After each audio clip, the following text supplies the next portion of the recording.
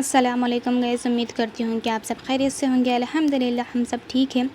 اللہ تعالیٰ سے دعا ہے اللہ تعالیٰ ہم سب کو دنیا و آخرت کی کامیابی عطا فرمائے اور جسمانی اور روحانی طاقت سے نوازے، آمین ثم آمین۔ تو یہ دیکھیے شام کا نظارہ ہے، ہم جو کپڑے دھوئے تھے وہ لینے کے لیے میں آئی تھی تو آسمان کو دیکھتی ہوں تو ماشاءاللہ بہت ہی پیارا لگ رہا تھا، تو میں یہاں پہ بیٹھ جاتی ہوں۔ یہاں بیٹھتے بیٹھتے میں جو ہے نا ذکر کرتی ہوں۔ ہمارے نبی کریم صلی اللہ علیہ وسلم نے ارشاد فرمایا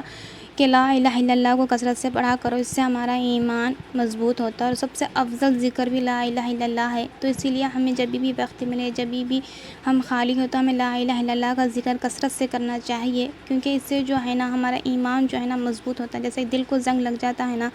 تو اس سے زنگ وہ مٹ جاتا ہے لا الہ الا اللہ پڑھنے سے۔ تو یہاں پہ جو ہے نا پھر نیچے آ جاتی ہوں، آ جانے کے بعد یہاں پہ ممی آم کاٹے تھے تو میں وہ کھا لیتی، اور 9 ذی الحجہ کی تیاری بھی کرنے کا تھا تو یہاں پہ ہم آٹا بھگا کے رکھ لیتے اور یہاں پہ سو جاتے۔ سو جانے کے بعد سے اب میں جو ہے نا صبح 3:30 بجے اٹھ جاتی ہوں تہجد کی نماز کے لیے، تو میں تہجد کی نماز پڑھ لیتی ہوں، کیونکہ تہجد کی نماز جو ہے نا اللہ تعالیٰ کی سب سے لاڈلی نماز ہے، تو اسی لیے ہمیں اسے پڑھنا چاہیے۔ تو یہاں پہ میں چائے چڑھا لیتی ہوں۔ ہمارے پاس بہت ہی کم وقت رہتا ہے، کیونکہ وقت بہت کم رہتا ہے، اس وجہ سے ہم روٹی نہیں ڈال سکتے، ہم آٹا فریج میں رکھ دیتے اور کھانا کھا لیتے، اور یہاں پہ میں اور بھابھی دونوں چائے پی لیتے۔ تو باہر میں جب دروازہ کھولتی ہوں تو ماشاءاللہ بہت ہی پیارا ٹھنڈی ہوا آتی،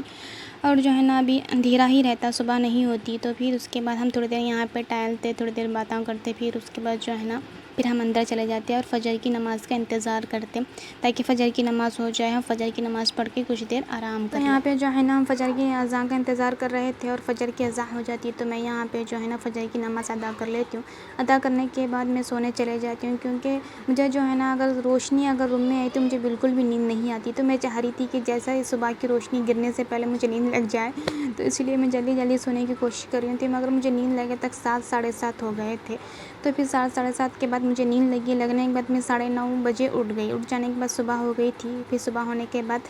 میں یہاں پہ منہ ہاتھ دھو لے کے پھر یہاں پہ جو ہے نا بابا کے کپڑے استری کرنے کے تھے، تو بابا نے کہا کہ کچھ کپڑے استری کر کے دے دو، تو ٹھیک ہے، تو میرا بھی استری کرنے کا تھا اور بابا کا بھی کرنے کا تھا، تو ٹھیک ہے بلکہ میں یہاں پہ اپنے کپڑے استری کری تھی۔ پھر کرتے کرتے میں نے یہ بھی سوچا کہ آج جو ہے نا روزہ بھی ہے الحمدللہ سے، تو میں آج زیادہ سے زیادہ ذکر کروں اللہ تعالیٰ کو روزے میں ذکر کرنا بہت زیادہ پسند ہے اور بہت زیادہ ثواب بھی ہے، تو میں یہی سوچ رہی تھی کہ میں ذکروں میں کیا سب سے زیادہ ذکر کروں، تو میں نے سوچی کہ استغفر اللہ کی کثرت زیادہ کروں، کیونکہ استغفر اللہ ربی من کل ذنب واتوب الیہ، یہ جو ہے نا استغفر سے ہمارے گناہ معاف ہو جاتے، تو جب ہمارے گناہ معاف ہوں گے تو ہمارے دعاؤں میں جو بھی ہم مانگیں گے تو دعائیں قبول ہوں گی، اگر دعاؤں میں کمی ہوگی تو گناہوں میں کمی ہوگی تو دعاؤں کا اثر زیادہ ہوگا، تو میں سوچی کہ استغفار کی کثرت میں زیادہ کروں گی، اور دوسرا جو ہے نا میں قرآن زیادہ سے زیادہ پڑھوں گی انشاءاللہ۔ آج جو 9 ذی الحجہ کا جو روزہ رکھے تو جب میں سحری میں اٹھی تو مجھے رمضان یاد آ گیا، رمضان میں بھی اس طرح سے اٹھتے تھے، سحر کرتے تھے، وہ کتنا پیارا اور کتنا رونق اور کتنے برکتوں والا مہینہ رہتا اور بہت جلدی گزر بھی جاتا، تو مجھے ایسا ہی لگا کہ آج بھی ایسا رمضان کا مہینہ آیا جیسا لگ رہا تھا، ماشاءاللہ بہت ہی پیارا مہینہ رہتا اور دیکھے دیکھے تک یوں میں گزر جاتا۔ تو یہاں پہ ہم لوگوں کا کئی لوگوں کا ایسا حال ہے کہ ہمارا رمضان میں جب قرآن کھلتی تو پھر رمضان میں ہی کھلتی، تو ہمیں ایسا نہیں کرنا چاہیے، ہم اللہ کی کتاب ہے اسے کھولنا چاہیے اور پڑھنا چاہیے اور دیکھنا چاہیے اور اس کو سمجھنا چاہیے، تو اللہ تعالیٰ ہم سب کو قرآن پڑھنے اور سمجھنے اور عمل کرنے کی توفیق عطا فرمائے،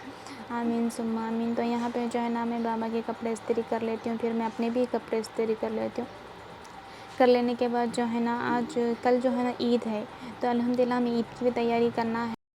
پھر میں ممی کو بولی ممی بچپن میں کتنی پیاری عید تھی نا ممی، ہم لوگوں نئے کپڑے پہننے کی خوشی رہتی تھی، مجھے تو رات ساری نیند نہیں آتی تھی ممی، میں صبح کا انتظار کرتی تھی، پھر نئے کپڑے پہنو، پھر جو ہے نا فرینڈ سے ملنے جاؤ، دوستوں سے ملنے جاؤ، پھر عیدی لو، پھر عیدی کا اچھے سے استعمال کرو، مستی کھاؤ وہ کھاؤ، الگ ہی خوشی رہتی تھی۔ بچپن کی جو عید ہے نا تو سارا صبح سے لے کے شام تک بھی وہ عید ہی لگتی تھی، اب جو بڑے ہو گئے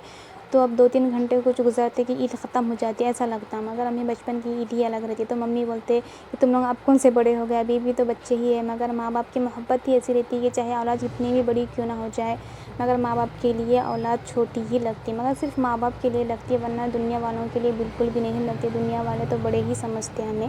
تو خیر یہاں پہ جو ہے نا گھر کی صفائی وہ چل رہی تھی، تو یہاں پہ جو ہے نا میں پھر کل عید ہے تو بھی عید کے لیے میک اپ کے لیے کچھ سامان ہے بھی یا نہیں بھی یہ دیکھ لے رہی تھی میرے بیگ میں سے، کیونکہ میں زیادہ استعمال کرتی نہیں، ایسے ہی پڑے ہوئے رہتے، تو جب عید آتی ہے یا پھر کچھ دعوت آتی ہے تبھی ان لوگوں کا استعمال ہوتا، تو یہاں پہ مجھے زیادہ میک اپ کرنے نہیں آتا، میں بس بیسک میک اپ کرتی ہوں، وہ بھی